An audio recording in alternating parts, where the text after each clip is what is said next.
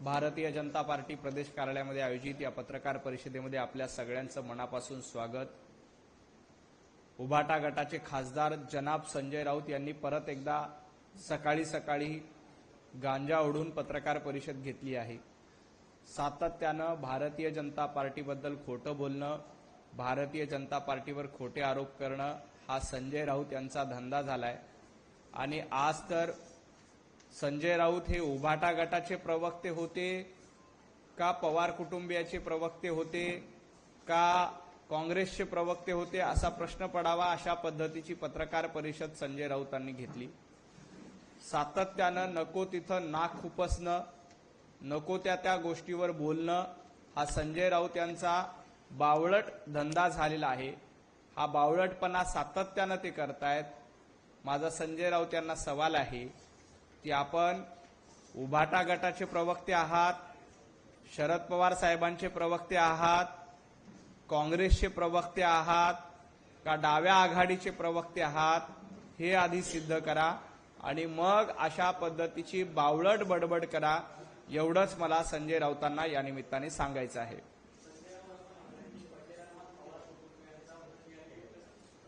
संजय राऊत हे आता पवार कुटुंबियांचे मुखिया झालेत का? संजय राऊत शरद पवार यांचे दलाल झाले आहेत का? हा माझा संजय राऊतांना सवाल आहे। मुळामध्ये प्रफुल्ल पटेल हे राष्ट्रवादी काँग्रेस पक्षाचे नेते आहेत। संजय राऊत तुम्ही राष्ट्रवादी शरदचंद्र पवार गटाचे काहीतरी भाग आहेत का हे आधी महाराष्ट्राला सांगा। तुम्ही राहता उभाटा गटामध्ये, खाता शरद पवार गटाचं काम आणि अशा पद्धतीची तुम्ही प्रफुल्ल पटेल यांच्याबद्दल भूमिका मांडण्याच्या आधी स्वतः शरद पवारांनी स्पष्टपणे सांगितले की अजितदादांचा हा अपघात झाला, तरीही संजय राऊत सातत्यानं शंका उपस्थित करतायत। त्यामुळं संजय राऊत हे नेमकं कुठल्या कुटुंबाचे मुखिया आहेत हे आधी त्यांनी महाराष्ट्राला सांगितलं पाहिजे। संजय राऊत यांना पवार कुटुंबियांचं मुखिया म्हणून किंवा प्रवक्ते म्हणून किंवा दलाल म्हणून नियुक्त केलंय का याचं उत्तर संजय राऊतांनी आधी द्यावं आणि मग संजय राऊतांनी इतरांवर टीका करावी।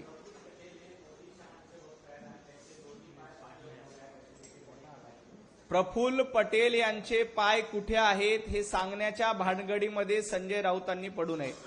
संजय राऊत यांचे दोन पाय राष्ट्रवादीमध्ये आहेत, संजय राऊत यांचे हात काँग्रेसमध्ये आहेत, संजय राऊत यांचं डोकं तरी उभाटा गटामध्ये आहे का हा माझा सवाल आहे। सातत्यानं वेगवेगळ्या भूमिका घेणं हे संजय राऊतांचं काम झालंय। त्यामुळं किमान डोकं तरी उभाटा गटामध्ये संजय राऊतांनी शिल्लक ठेवलं की आपलं डोकं हे डाव्यांच्या बाजूला नेऊन ठेवलंय हे संजय राऊतांनी एकदा महाराष्ट्राला सांगितलं पाहिजे। आपण स्वतःचे दोन पाय राष्ट्रवादीमध्ये, हात काँग्रेसमध्ये, डोकं डाव्यांकडे, उभाटा गटामध्ये काहीतरी शिल्लक ठेवा। सातत्यानं इतरांची दलाली करणं, सातत्यानं इतरांची प्रवक्तेगिरी करणं हे संजय राऊतांनी बंद केलं पाहिजे। प्रफुल्ल पटेल हे महाराष्ट्राला पटेल अशीच भूमिका घेत आहेत, परंतु जेव्हा शरद पवार साहेबांनी राष्ट्रवादी काँग्रेसची स्थापना केली होती तेव्हा तारिक अनवर कोण होते, पीए संगमा कोण होते, अरुण गुजराती राष्ट्रवादी काँग्रेसचे महाराष्ट्रातले प्रदेशाध्यक्ष होते। तेव्हा त्यांनी पटेल अशीच भूमिका घेतली होती का वेगळी भूमिका घेतली होती एकदा संजय राऊतांनी पत्रकार परिषद घेऊन सांगितलं पाहिजे। मुळामध्ये राष्ट्रवादी काँग्रेसची स्थापना कशासाठी झाली होती तर सोनिया गांधींना पंतप्रधान पद नको, विदेशी व्यक्तीला पंतप्रधान पद नको या भूमिकेतनं शरद पवार साहेबांनी राष्ट्रवादी काँग्रेसची स्थापना केली होती। हे संजय राऊत विसरले का ते जाणीवपूर्वक विसरण्याचा प्रयत्न करतायत। मुळामध्ये प्रफुल्ल पटेल यांची काही राष्ट्रवादीच्या अध्यक्षपदाची नियुक्ती झालेली नाही। सुनेत्राताई पवारच राष्ट्रवादी काँग्रेसचं नेतृत्व करणार आहेत आणि त्या खंबीर आहेत। राष्ट्रवादी काँग्रेस पक्षाची जेव्हा स्थापना झाली होती तेव्हा पीए संगमा संस्थापक सदस्यांपैकी एक होते, तारिक अनवर एक होते आणि अरुण गुजराती सारखा माणूस म्हणजे ज्यांनी कधीही भेदभाव भाषिकवादाचा शरद पवार साहेबांनी केला नव्हता, अरुण गुजराती देखील राष्ट्रवादी काँग्रेस महाराष्ट्राचे अध्यक्ष होते। मग तुम्हाला पटेल या नावाला का आक्षेप घेतायत? संजय राऊत थोडासा अभ्यास करा। तुमची मेमरी थोडीशी कमी झालेली असेल तर बुद्धीला ताण द्या सामनाचे मागचे संपादकीय जेव्हा वंदनीय बाळासाहेब ठाकरे हयात होते तेव्हाचे संपादकीयाचं पुस्तक माझ्याकडे भेट आहे. तुम्ही विसरला असाल तर मी भेट तुम्हाला देतो. ते संपादकीय वाचा, तुमच्या डोक्यामध्ये प्रकाश पडेल.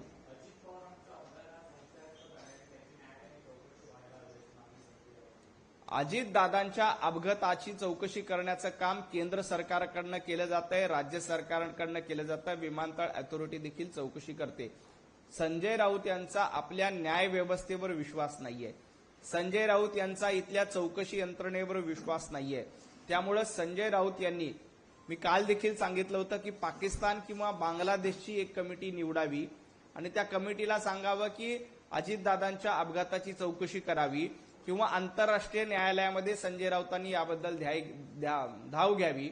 मुळामध्ये शरद पवार साहेबांनी सांगितलंय की अजितदादांचा अपघात हा अपघात आहे, त्याच्यामध्ये राजकारण करण्याचा प्रयत्न करू नये.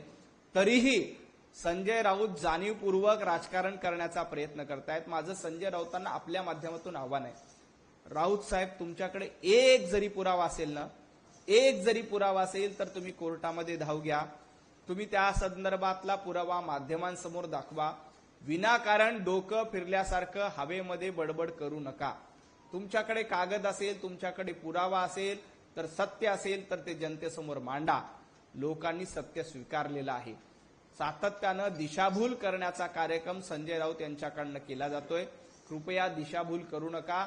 अपघाताची चौकशी होते, याच्यामध्ये काही काळबेळ असेल तर ते निश्चितपणे समोर येईल. कुणालाही सोडलं जाणार नाही.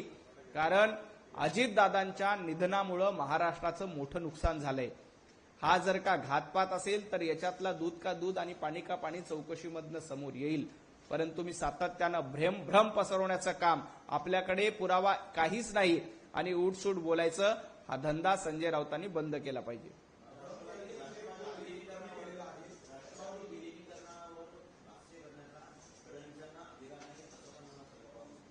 मुळामध्ये राष्ट्रवादी काँग्रेसचं विलिनीकरण करायचं का नाही करायचं हा निर्णय सुनेत्राताई पवार यांनी घ्यायचा आहे. सुनेत्राताई पवार या राष्ट्रवादी काँग्रेसच्या सर्वेसर्वा आहेत. सुनेत्राताई जो काही निर्णय घेतील त्या निर्णयाला भारतीय जनता पार्टीचा पूर्णपणे पाठिंबा असेल. परंतु अजितदादा राष्ट्रवादीच्या विलिनीकरणाबद्दल त्यांचं मत काय होतं हे देखील एकदा बघितलं पाहिजे. माननीय मुख्यमंत्री देवेंद्रजी फडणवीस यांनी स्पष्टपणे सांगितले की अजितदादांनी राष्ट्रवादीच्या विलिनीकरणाबद्दल चकार शब्दही काढला नव्हता, ते बोललेही नव्हते. मुळामध्ये राष्ट्रवादीचं विलिनीकरण व्हायचं असेल तर ते निवडणुकीपूर्वी झालं असतं. परंतु अजितदादांची देखील विलिनीकरणाबद्दलची इच्छा होती का, हा देखील या निमित्ताने प्रश्न आहे. त्यामुळं विलिनीकरणाच्या चर्चेबद्दल देवेंद्रजींबद्दलही ते बोलले नव्हते किंवा अन्य कुटुंबासोबतही त्यांची चर्चा झाली नव्हती. तरीही दोन्ही राष्ट्रवादी एकत्र येणार असतील, दोन्ही कुटुंब एकत्र येणार असतील तर आमचा त्याला आक्षेप नाही, आमचा त्याला विरोध नाही. सुनेत्राताई पवार या राष्ट्रवादी काँग्रेस पक्षाच्या सर्वेसर्वा आहेत. त्यांनी जो काही निर्णय घ्यायचा तो घ्यावा, त्याला भारतीय जनता पार्टीचं समर्थन आहे. परंतु आपल्यालाच मुख्यमंत्रीपद मिळावं, आपल्यालाच उपमुख्यमंत्रीपद मिळावं, आपल्यालाच राष्ट्रवादी काँग्रेसची पूर्ण सत्ता ताब्यात घ्यावी, यासाठी काही डोमकावळे राष्ट्रवादी अजितदादा पक्षावर ताबा घेण्याचा प्रयत्न करतायत का, हा देखील माझा सवाल आहे. अशा डोमकावळ्यापासून महाराष्ट्राने सावध व्हायला पाहिजे. त्यापैकी एक डोमकावळा कोण असतील तर ते संजय राऊत आहेत.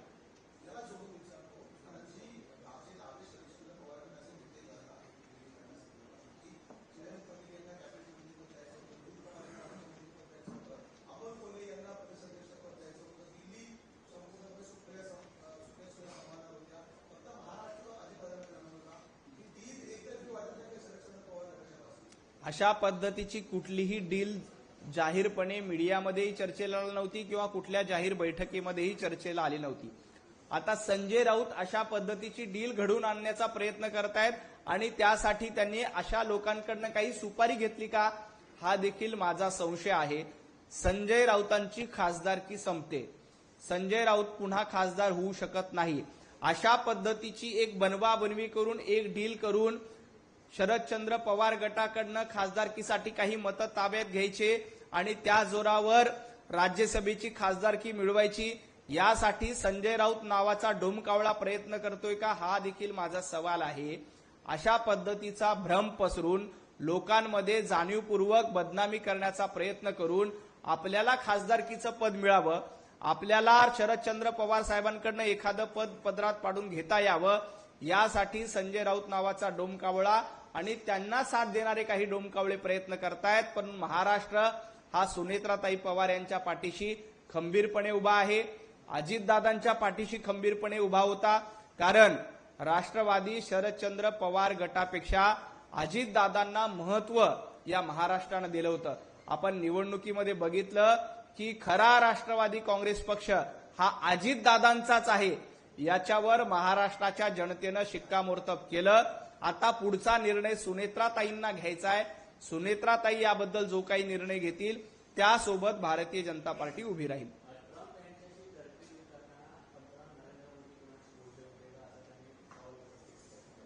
मुळामध्ये संजय राऊत यांनी भारत आणि अमेरिका या कराराबद्दल बोलू नये, त्यांनी बांगलादेश आणि पाकिस्तान यांच्या हितसंबंधाबद्दल जास्त बोलावं, कारण त्यांना बांगलादेशबद्दल प्रेम आहे, बांगलादेशी मुस्लिमांबद्दल प्रेम आहे, पाकिस्तानबद्दल प्रेम आहे, त्यामुळे पाकिस्तान बरोबर डील का झाली नाही म्हणून संजय राऊतांच्या पोटामध्ये जास्त दुखत असेल।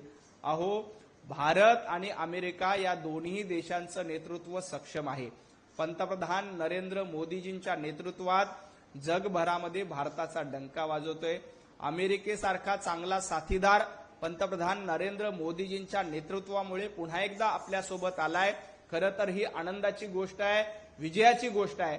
असं असताना जाणीवपूर्वक आपल्या देशाला बदनाम करण्याचं काम संजय राऊतांकडनं केलं जातोय। तुम्ही भारताला बदनाम करतायत। संजय राऊत सातत्यानं राहुल गांधींची भाषा बोलतायत।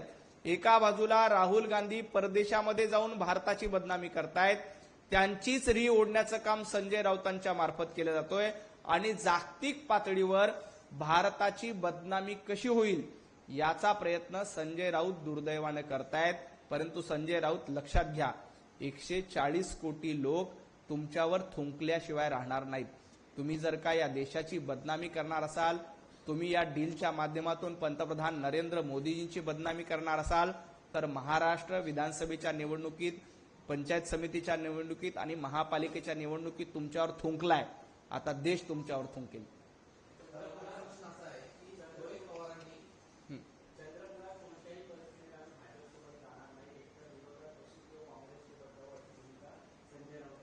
भारतीय जनता पार्टी सोबत येण्याचं आमंत्रण आम्ही तुम्हाला दिलेलं नाही, आम्हाला तुमची गरज नाही। जनतेनं तुम्हाला तुमची जागा दाखवून दिलेली आहे।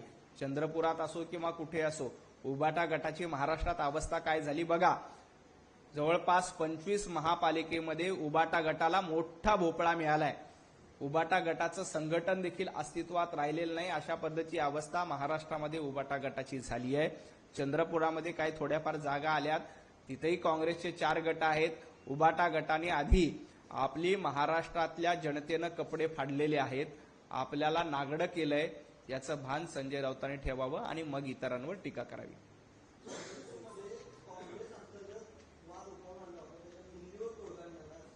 तोडगा निघालेला नाही, तोडगा निघणारही नाही। विजय वडेट्टीवार, प्रतिभाताई धानोरकर यांच्यामध्ये मतभेद कायम आहेत।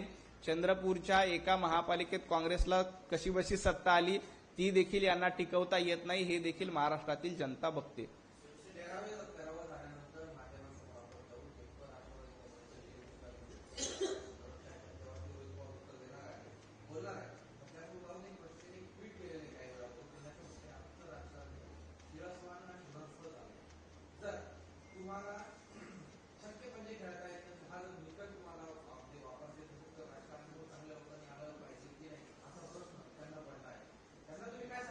नाही, छक्के पंजे खेळूनच रोहित पवार हे कर्जत जामखेडमध्ये निवडून आले। छक्के पंजे खेळले नसते तर रोहित पवारांचा पराभव कर्जत जामखेडमध्येच झाला होता। जनतेनं घरी बसवण्याचं काम कर्जत जामखेडमध्येच केलं होतं, परंतु छक्के पंजे खेळायचे, पैसे वाटायचे आणि निवडून यायचंय, हा रोहित पवार यांचा जुना धंदा आहे। छक्के पंजे खेळल्यामुळेच रोहित पवार कर्जत जामखेडमध्ये विजयी होऊ शकले, अन्यथा ते त्या राजकारणामध्ये विजयी होऊ शकले नसते. कारण कर्जत जामखेडच्या मतदारांनी रोहित पवारांना स्पष्टपणे नाकारलं होतं. पण धाकधपडशाही करणं, पैसे वाटून निवडून येणं हा रोहित पवार यांचा जुना धंदा होता. रोहित पवारांनी आता स्वतःचा मतदारसंघ बघावा. राष्ट्रवादीच्या विलनीकरणाबद्दलचा निर्णय रोहित पवार तुम्हाला घ्यायचा नाहीये, तो निर्णय सुनेत्राताई पवार यांना घ्यायचा आहे.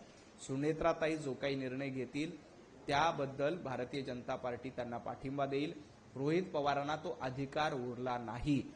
तो रोहित पवारांना अधिकार असता तर बारामतीमध्ये सुनेत्राताईंच्या विरोधामध्ये कशा पद्धतीनं तुम्ही रणनीती आखली होती आणि सुनेत्राताईंचा बारामतीमध्ये तुम्ही कशा पद्धतीनं पराभव केला होता. अजित पवारांना बारामती विधानसभेमध्ये पराभव करायचा यासाठी रोहित पवारांनी काय काय तयारी केली होती. अजित पवारांना बारामती विधानसभेलाच पाडायचं ही तयारी राष्ट्रवादी शरद पवार गटाने कशी केली होती हे देखील महाराष्ट्राने बघितलंय. तुम्ही अजितदादांना पराभूत करून त्यांचं राजकारण संपवण्याचा प्रयत्न एकेकाळी केला होता. याचं भान देखील रोहित पवारांनी ठेवलं पाहिजे आणि मग गप्पा केल्या पाहिजे.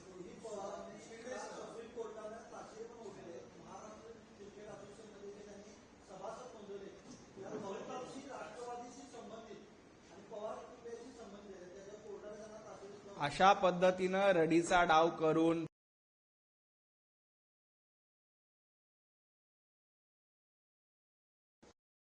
टिकणार नाहीत.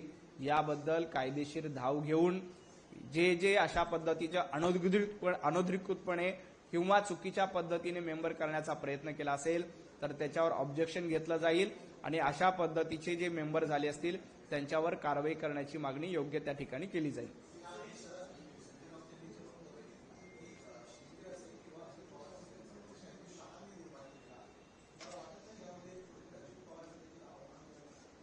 अजितदादांनी स्वतःच्या कर्तृत्वावर महाराष्ट्रामध्ये आपला पक्षच राष्ट्रवादी आहे हे सिद्ध केलं. परंतु अजितदादांच्या कर्तृत्वाचा अपमान करून हा पक्ष अमितभाईंचा आहे, हा पक्ष आणखी कुणाचा तरी आहे असं सांगण्याचं काम संजय राऊत करतात. याचा अर्थ संजय राऊत हे अजितदादांच्या कर्तृत्वावर शंका घेत आहेत. अजितदादांचं कर्तृत्व काय होतं हे महाराष्ट्रानं बघितलंय. त्यामुळं शरद पवार साहेबांपेक्षा जास्त जागा अजितदादांच्या पक्षाला महाराष्ट्रातल्या जनतेनं दिल्या. त्यामुळं संजय राऊतांनी अजितदादांचा अपमान करू नये. पक्ष कोण चालवतं? माझा संजय राऊतांना सवाल आहे, उभाटा गट हा मग सोनिया गांधींचा पक्ष आहे का? उभाटा गट हे राहुल गांधींची चाटुगिरी करून मिळवलेला पक्ष आहे, हा माझा थेट आरोप आहे.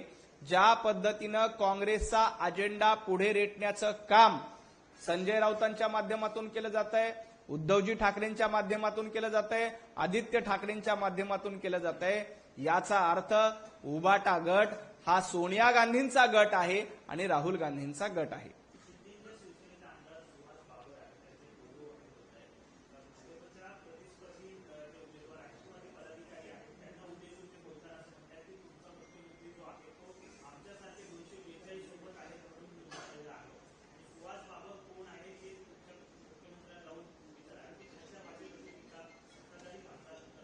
खरं तर मुख्यमंत्री देवेंद्रजी फडणवीस यांना महाराष्ट्रातल्या 11 कोटी जनतेनं आशीर्वाद दिले. 11 कोटी जनतेच्या जीवावर देवेंद्रजी फडणवीस निवडून आले. आमच्यामुळे आले, तुमच्यामुळे आले असं बोलण्याचा अधिकार कुठल्याही आमदाराला नाही. मी तो व्हिडिओ बघितला नाही, व्हिडिओ बघून त्याबद्दलचं उत्तर देतो.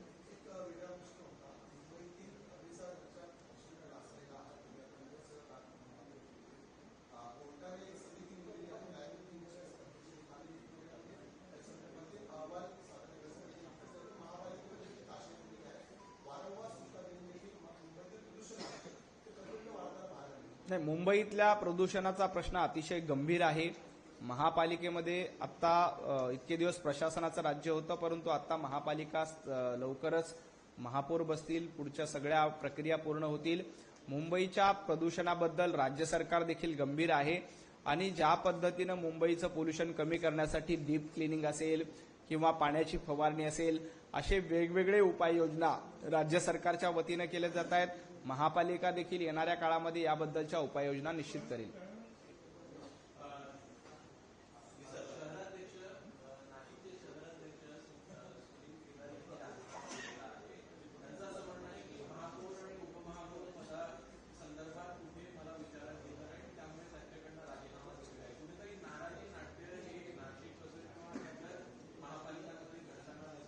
अजिबात नाराजी नाट्य नाही. एखादा कार्यकर्ता एखादा नेता नाराज होतो, तो पक्षाच्या प्लॅटफॉर्मवर येतो, बोलतो, त्यानंतर त्याची नाराजी दूर होते. अजिबात कुणीही नाराज नाही. एवढा मोठा पक्ष आहे, काही ठिकाणी एखाद्या कार्यकर्त्याच्या मनासारखं होत नाही, त्यावेळेला तो आपली भावना व्यक्त करणं साहजिक असतं. परंतु भारतीय जनता पार्टी शिस्तबद्ध पक्ष आहे. आमचे पक्षाचे नेते त्यांची योग्य ती दखल घेतील आणि ही नाराजी निश्चितपणे दूर होईल.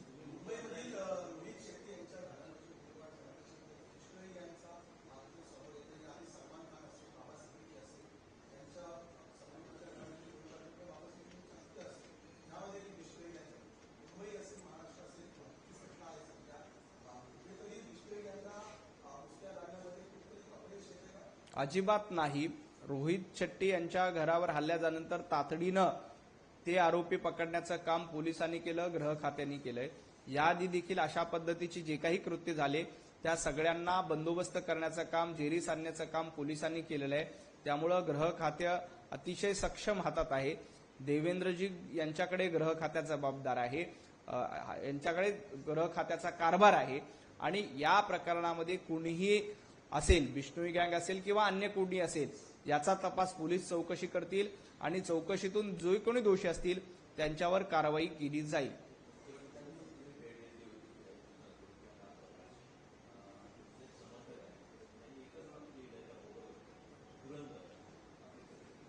देवेंद्रजी फडणवीस हे महाराष्ट्राचे धुरंधर आहेत आणि उभाटा गटाचे लोक महाराष्ट्राचे दलिंदर आहेत, हे याआधी देखील मी सांगितलेलं आहे. देवाभाऊ हे सातत्यानं धुरंदरासारखं नेतृत्व करतायत. आपला पक्ष वाढवला, आपल्या मित्रांचा पक्ष वाढवला आणि जे रहमान डकेत महाराष्ट्रावर डाका टाळण्याचं काम करत होते, 2.5 वर्ष महाराष्ट्रामध्ये डाका टाकून लुटण्याचं काम रहमान डकेत सारख्या माणसाच्या माध्यमातून काही पक्ष जाणीवपूर्वक करत होते. मी त्यांचं नाव घेत नाही, पण 100 कोटी वसुली ही रहमान डकेतच्या कारभारासारखीच होती. ही 100 कोटी वसुली स्थगित करण्याचं काम धुरंदर असलेल्या देवाभाऊंच्या नेतृत्वात झालं. त्यामुळं देवाभाऊ धुरंदर आहेत, तर उभाटा गट हा दलिंदर आहे.